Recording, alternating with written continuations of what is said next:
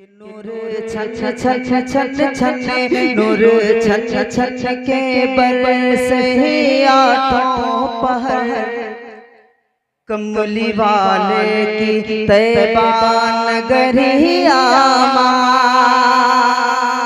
عظیم بھائی دیکھے گا کہ نور چھن چھن چھن چھن نور چھن چھن کے برسے آٹھوں پہر کملی والے کی طیبہ نگری اپنا مکھڑا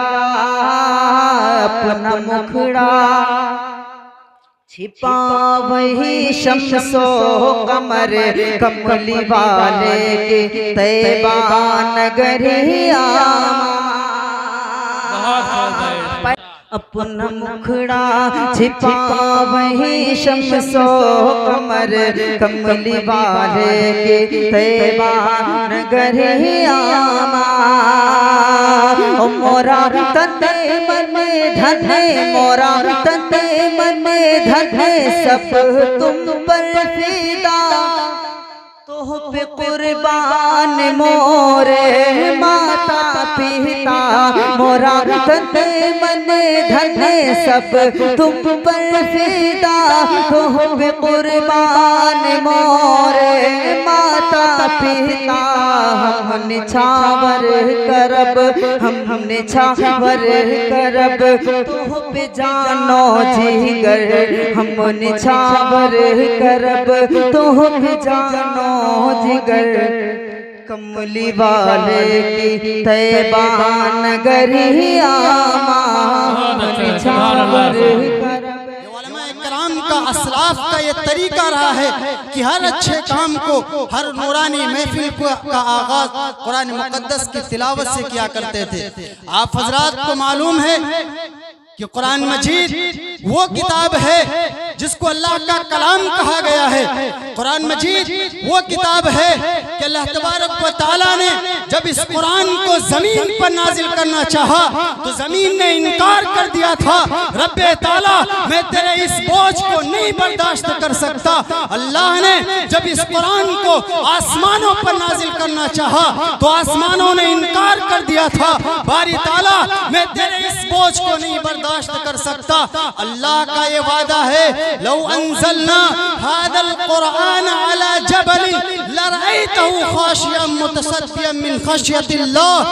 اللہ فرماتے ہیں اگر براہ راست میں اس قرآن کو پہاڑوں پہ نازل کر دیتا تو تم ایسے دیکھتے جیسے کہ پہاڑوں کو بم کے دھماکوں سے اڑا دیا گیا ہو۔ پہاڑوں کے اندر یہ طاقت یہ قوت نہیں ہے کہ اللہ کے کلام کو برداشت کر سکے۔ اللہ تعالیٰ نے محمد رسول اللہ صلی اللہ علیہ وسلم کو تمام انسانیت پر فوقیت دے کر اللہ کے نبی صلی اللہ علیہ وسلم کی شان کو بڑھا کر کے اللہ تبارک و تعالیٰ نے قرآن مجید جیسی عظیم دولت سے سرفراز فرما کر اس امت کو یہ تحفہ پیش کیا۔ میرے عزیزو، یہ قرآن وہ مقدس کلام ہے آج سے 1400 سال پہلے، اور پھر جب قرآن مجید کا جب نزول ہوا اس قرآن کے مقابلے میں بے شمار انٹرنیشنل دشمنان اسلام جن کا طوطی بولتا تھا دنیا کے اندر، جو لوگ شہرت کے مالک تھے، جو لوگ طاقت کے مالک تھے، جن کے پاس ہنر تھا، جن کے پاس قابلیت تھی، جن کے پاس شہرت تھی، ان لوگوں نے حد درجہ کوشش کی کہ قرآن کو مٹا دیا جائے، اور یہاں تک کی بات یہاں تک آئی اور انہوں نے کوشش کی اور کیا بھی کہ بے شمار قرآن مجید کے نسخوں کو جلائے، صرف اس لیے کہ اللہ کے اس کلام کو مٹا دیا جائے، اللہ کے اس قرآن کو صفحہ ہستی سے مٹا دیا جائے۔ لیکن تاریخ گواہ ہے کہ شروع سے لے کر آغاز اسلام سے لے کر آج تک جتنوں نے قرآن کے مقابلے میں چیلنج کیا ہے، جتنوں نے قرآن کے مقابلے میں دعویٰ پیش کیا ہے، آپ کی تاریخ شاہد ہے کہ بڑے بڑی سپر پاور طاقتوں نے قرآن جیسی عظیم نعمت کے مقابلے میں اپنے گھٹنے ٹیک دیے۔ یہ قرآن ایسی عظیم نعمت ہے آپ دنیا کی جتنی کتابیں ہیں جو آسمانی کتابیں اللہ نے نازل فرمائی، کسی کتاب اور کسی کی بھی ذمہ داری نہیں لی کہ اس میں کوئی تبدیلی نہیں ہوگی، لیکن قربان جاؤ اسلام کے شاہکاروں، جب باری آئی اللہ کے مقدس کلام کی، جب باری آئی اللہ کے قرآن کی، تو اللہ نے یوں فرمایا کہ ہم نے قرآن کو نازل کیا ہے اور ہم ہی قرآن کی حفاظت کرتے رہیں گے۔ میں آپ کو اور کیا بتاؤں کہ قرآن یہ اتنی عظیم نعمت ہے، یہ قرآن اتنی مقدس نعمت ہے، اس قرآن کی عظمت کا اندازہ ہم سب یوں ہی نہیں کر سکتے۔ میرا عزیزو، ہمیشہ یاد رکھنا کہ قرآن کی عظمت کے ذریعے اللہ نے انسانیت کو بلندی دی ہے۔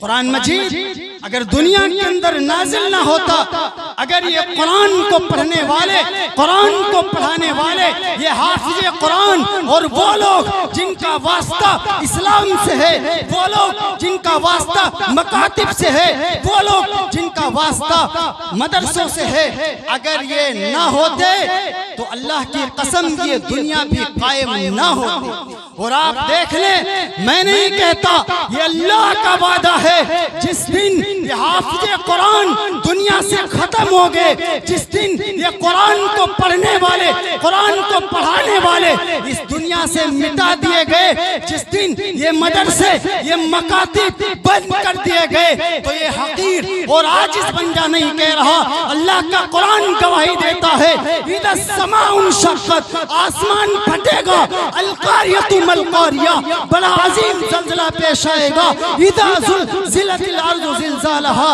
اس دن ایک زمین پر عظیم زلزلہ پیش آئے گا اور یہ دنیا مٹا دی جائے گی۔ یہ قرآن ہے تو تمہاری زندگی ہے، یہ قرآن ہے تو دنیا قائم ہے، اگر یہ قرآن نہ ہوگا تو دنیا یہ اسی دن ختم ہو جائے گی۔ قرآن کو پڑھنے والے، پڑھانے والے اگر نہ ہوں گے تو اس دنیا کا نام و نشان مٹا دیا جائے گا۔ بہرحال علماء کرام اسٹیج پر تشریف لا چکے ہیں، آپ حضرات جو ابھی تک پنڈال میں نہیں آئے ہیں ان سے گزارش ہے کہ جلد از جلد اس پنڈال کو بھر لیں تاکہ نظام کو بنانے میں تھوڑا سا آسانی ہو جائے۔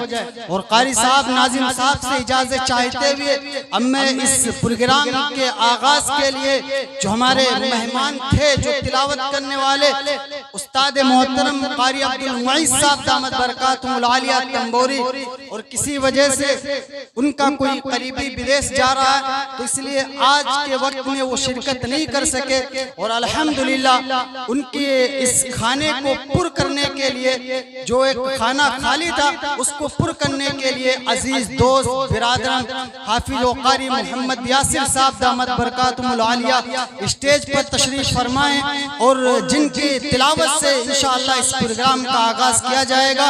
تو بلا تاخیر میں اب دعوت دینا چاہتا ہوں قاری محمد یاسر صاحب کو کہ وہ اسٹیج پر آئیں اور اپنے تلاوت کلام اللہ سے اس نورانی محفل کا آغاز فرمائیں۔ السلام علیکم ورحمۃ اللہ۔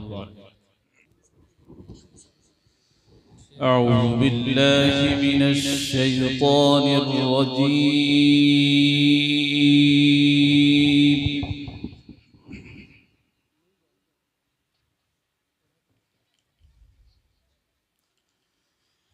بسم اللہ الرحمن الرحیم۔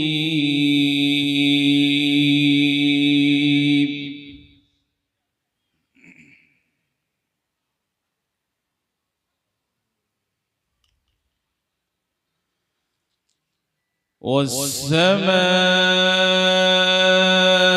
بنيناها بأيد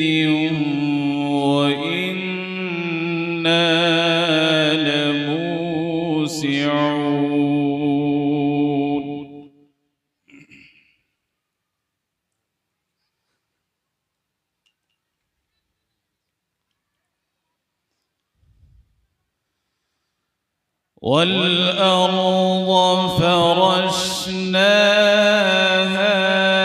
فنعم الماهدون۔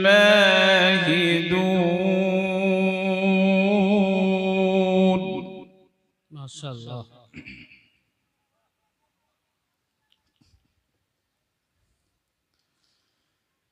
ومن كل شيء خلقنا زوجين لعلكم تذكرون.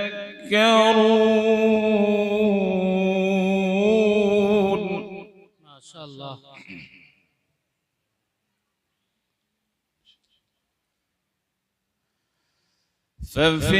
ففروا إلى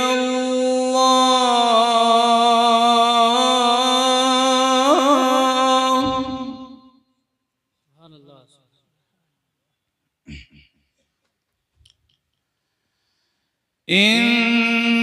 إني لكم منه نذير مبين.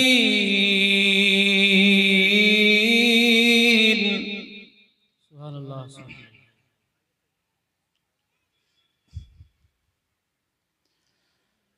بسم الله الرحمن الرحيم.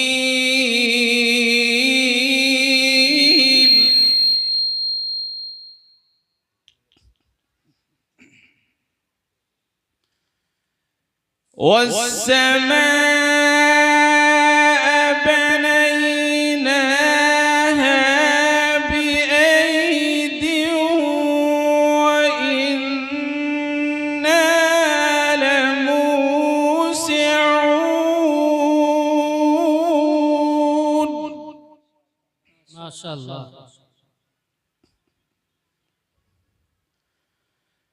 والأرض فرشناها فنعم الماهدون.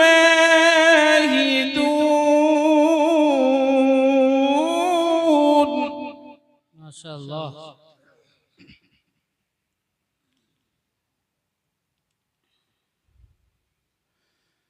ومن كل شيء خلقنا زوجين لعلكم تذكرون.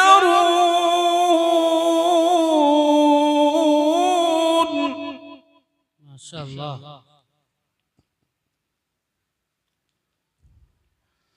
ومن كل شيء خلقنا زوجين لعلكم تذكرون.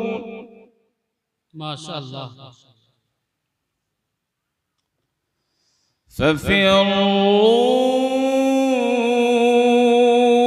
إلى الله إني لكم منه نذير مبين. سبحان الله.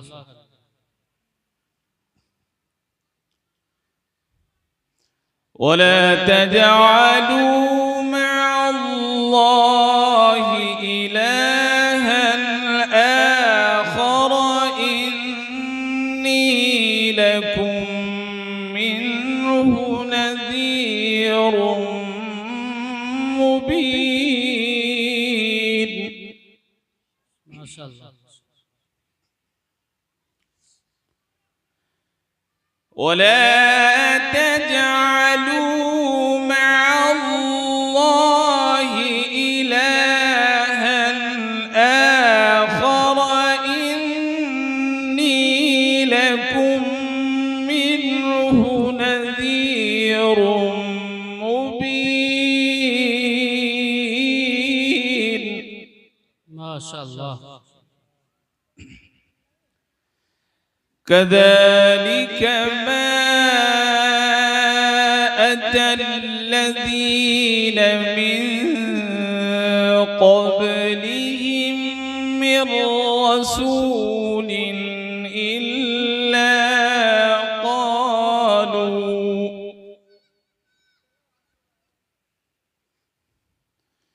إلا قالوا ساحر أو مجنون.